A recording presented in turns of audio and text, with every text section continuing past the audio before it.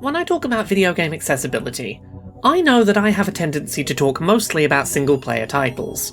In part, this is because I have a personal preference for playing single-player video games, but it's also partly due to the fact that accessibility efforts in the single-player video game space have made considerably more progress in the past 3 to 4 years than we've seen from competitive multiplayer titles. When it comes to implementing accessible design practices and settings offerings into video games, single-player games provide no solid arguments against their inclusion, in my opinion. If a game is only going to be played by a single player, alone by themselves, then offering that player tools which might improve their ability to enjoy the game as a disabled player is something you're unlikely to see any real pushback against as a creator. Okay, I know that's not strictly true. Any discourse around Dark Souls getting an easy mode would prove that that's not true, but you kinda get my point. However, the same cannot be said for multiplayer games, particularly those centered around player versus player PvP competitive interactions. In multiplayer titles, any accessibility tool offered to disabled players instantly becomes a balancing act, with developers feeling the need to walk a line between offering players support tools and making sure that those tools are not seen as creating an uneven playing field competitively.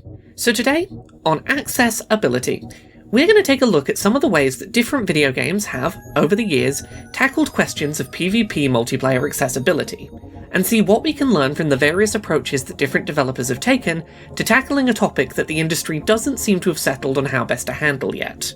Firstly, as obvious as this is to say, a lot of accessibility settings offerings have zero impact on competitive game balance. If the next mainline Pokemon game, for example, offered text-to-speech support for in-game text, blind competitive Pokemon players would be able to navigate menus and select attacks with greater ease, without gaining any advantage over a player who could see those options on screen as text without a screen reader. While I won't go into depth today on every specific potential example of this, I do believe it's important to note that a lot of accessibility settings do not offer any drawbacks to online competition. A great example of this, which already exists in many PvP-based multiplayer titles, is text-to-speech and speech-to-text chat support, which can allow for better supported communication online between teams. This might also cover options such as text and UI scaling, for example, which add no additional information, simply altering how that information is shown to the player. In the Pokemon example given previously, this could include things like reminding players as default whether a move is going to hit the enemy Pokemon for super effective type advantage damage, for players who struggle with memorizing elements of the type matchup chart. Additionally, there are accessibility settings and design elements which can be implemented into multiplayer titles that, while helpful to non-disabled gamers competitively, offer a fairly equal benefit to disabled players, and do not fundamentally impact conversations around game balance. These include options such as the ping system in Apex Legends, which allows players to communicate gameplay information, such as enemy locations and item pickups to other players, without using voice or text communication. The ping system definitely improves the speed at which players across the board can communicate location information, but in a way which is made a standardized game feature offered to all players as default, and as such is seen as an inherent part of the gameplay experience. I would include in this part of the discussion Halo Infinite, allowing players to change the colour of their team and the enemy team's players on their local screen. The setting is designed to help colourblind players ensure that they can differentiate friend from foe, but its inclusion in the game doesn't fundamentally change the play experience. Players who are not colourblind might find that a specific enemy team colour is easier for them to spot on certain maps, but that kind of information will likely spread across the community fast.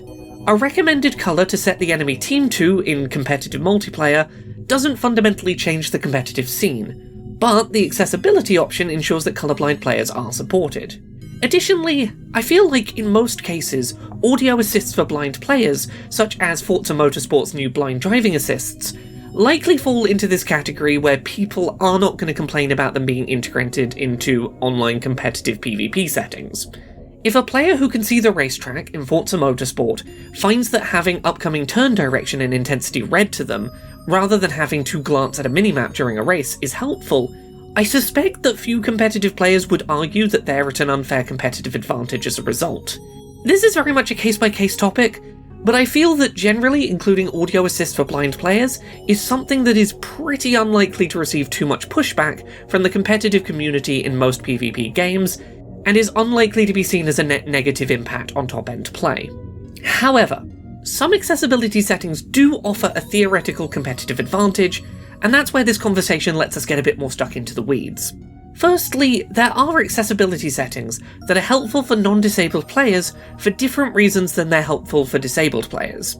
I, for example, suffer from pretty severe chronic motion sickness in first-person games, and settings that I make use of when offered include things like widening my field of view, FOV, and adding a dot to the centre of my screen. A wider field of view might help a competitive player to see a wider amount of the game world at one time, preventing them being caught off guard so easily, and a centre screen dot might help them to aim more accurately when they don't have to be looking down a gun scope in a multiplayer shooter.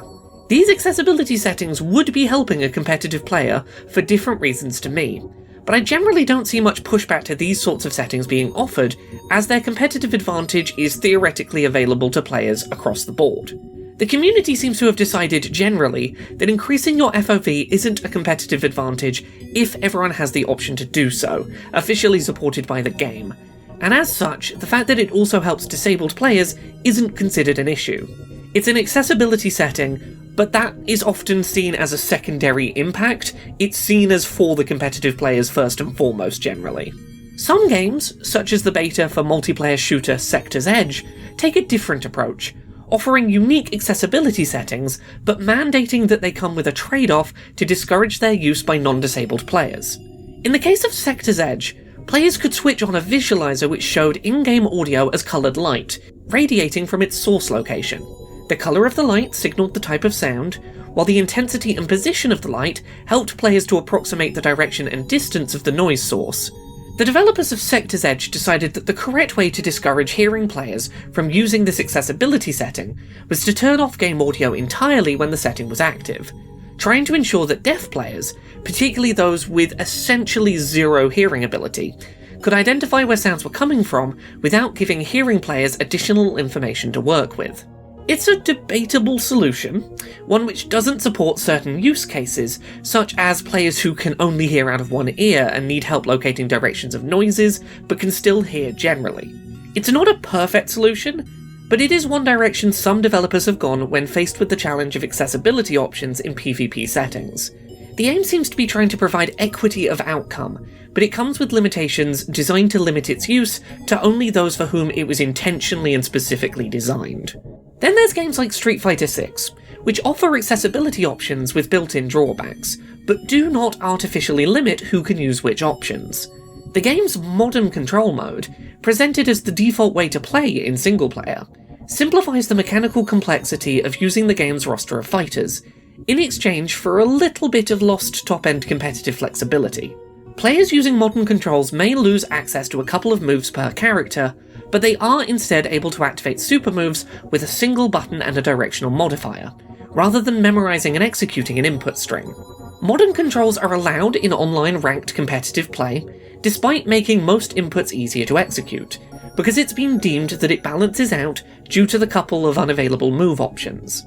However, even Street Fighter VI has limits to allowing simplified inputs in PvP competition. The game's most simplified control scheme option, Dynamic Controls, is only available for local multiplayer, and allows players to essentially button mash to pull off contextual combos. The mode is permitted for local multiplayer use, presumably because of the non-ranked nature of local competition, and trusting players to decide for themselves whether to allow the setting's use. Still, it's a good example to demonstrate that sometimes a developer will, in theory, think that accessible controls belong in competitive play, but at other times not feel the same way. Dynamic mode is an option that anyone could choose to use, but one that the devs felt would impact the competitive nature of the game in online settings. That said, generally speaking, I do think that for local multiplayer, even in PvP settings, there's very little reason not to allow the use of accessibility settings as a developer. If you feel a setting offered would negatively impact competitive balance in a split-screen setting at home, trust your players to decide if that's the right move for them. Offer the tools, and let friends make the right decision for themselves on what's going to help them to have the most fun together. While settings such as high contrast mode would offer no competitive advantage in certain PvP multiplayer titles, with Pokemon again working well as an example, due to the game not requiring players to notice enemies at speed who might be hiding from sight, high contrast mode's inclusion in competitive online multiplayer shooters would obviously raise game balance questions. Call of Duty Modern Warfare 3 recently added high contrast mode visuals to the series for the very first time, but only allowed their use in the game's single-player campaign. Obviously the concern here is that, if allowed in online multiplayer, players would likely default to using it in order to more easily spot enemy players during combat. However, my question is, would that actually be a problem? Sure, players who default to playing this way for a competitive edge would see less game world detail, but that trade-off would be available to everyone, so nobody would be limited from making that choice.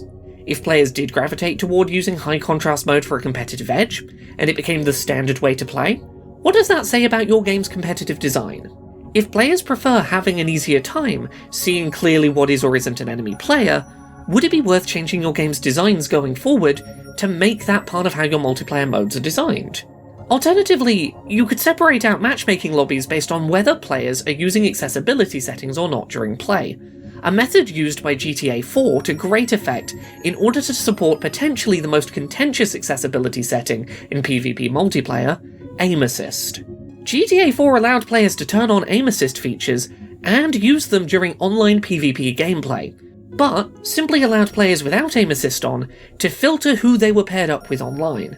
A similar system could be used to allow high contrast mode in an online competitive shooter, or basically any other accessibility setting that you want to support but are worried would fundamentally shift the balance of your competitive community. One way around the question of PvP accessibility is to offer player versus environment (PvE) content in your game, and ensure that that content can be accessed separately from PvP content. Sea of Thieves, for example, recently added private servers, allowing players to engage with PvE content without worrying about PvP encounters. In a setting like that, a developer could, in theory, allow additional accessibility options to the player without worrying about balancing online competition. If players are not playing against opponents, why not offer every accessibility option possible to help ensure more people can enjoy the remaining content in your game? While this is far from an exhaustive list, I think it covers a decent amount of ways in which PvP-focused games could be made more accessible without negatively impacting their overall competitive scenes. There are undoubtedly challenges to adding accessibility support into existing PvP-focused experiences, and some debate to be had on best practices, but there is definitely room for growth and experimentation in the space. I don't have all the answers, but I do believe that a lot of online competitive multiplayer titles could be made more accessible without compromising their competitive scenes. I think we need to hold multiplayer games to a higher standard of accessibility than they're currently being held to, and ask developers the difficult questions about how they could go about being more accessible to disabled players, including in competitive contexts. The fact that a game has a ranked competitive scene shouldn't be an excuse that a developer can use to avoid thinking about accessibility improvements seen taking place in the wider game industry, and how those improvements could be adapted to ensure that more people get to play online against their friends. Going back to Call of Duty as an example, I understand why the developers of the game chose not to support high contrast mode in online PvP combat, but that doesn't mean I think that the decision shouldn't be questioned. It's a great example of a game where an accessibility setting exists, but is artificially limited from use in PvP multiplayer, and asking that game's developers to consider if that setting's exclusion is truly necessary feels worthwhile. Disabled players want to play online against other players too, and I think often developers could facilitate better support if they gave it some thought. Thank you so much to this month's Patreon backers who help make this show possible. You can support the show and everything I do at patreon.com/LauraKBuzz.